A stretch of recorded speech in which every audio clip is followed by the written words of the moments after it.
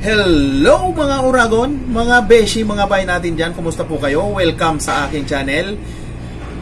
So ngayon, ang magiging content o magbibigay ako ng konting trivia just for fun only Pero totoo to totoo. Pwede nyo mapanood, pwede nyo i-search. Lahat pwede. Ito tungkol sa mga pambansang sagisag ng Pilipinas. So siguro ang mga pambansang sagisag ng Pilipinas ay nasa history. Pero alam nyo ba na mayroon ilan lang sa mga pambansang sagisag na ito ay wala sa history ng Pilipinas. Pero pwede nyong panoorin, pwede nyong makita. So katulad ng nasa history na pambansang sagisag tulad ng pambansang puno. Ayan, pambansang puno, pambansang ibon, ayan, ang Philippine Eagle, pambansang bulaklak, ayan, sampagita, at marami pang iba. Ilan lang yan sa mga pambansang sagisag ng Pilipinas. So, ngayon, ang aking trivia o kaalaman para sa inyo. Alam nyo ba na mayroong pambansang sagisag na wala sa history? Iyon. Siguro may idea ba kayo kung sino? Lahat yan mga pambansa. Kung alam nyo yung pambansang bayani natin, walang iba kundi si Dr. Jose Rizal. Ayan, pambansang bayani. Sino naman?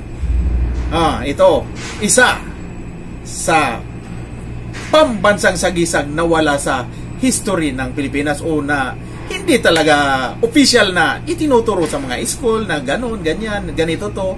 So, actually, ito ay nabuo lamang sa mga kaisipan o sa sambayan ng Pilipino sa kanilang isip na itong pambansang ito ay tinaguriang pambansang Kamao. Walang iba kundi si pambansang Kamao, Manny Pacquiao. Ayan, alam nyo na. At mayroon pang isa, kung hindi nyo alam.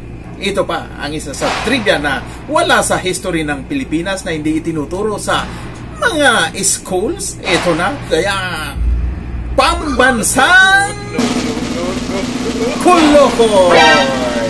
Yun, siya ang pambansang Kolokoy na sikat sa YouTube ngayon, sa social media, sa Facebook. Ayan, alam nyo na ngayon kung sino ang pambansang sagisag ng ating YouTube, sa Facebook. Ayan, pambansang Kolokoy. Shout out sa iyo, idol.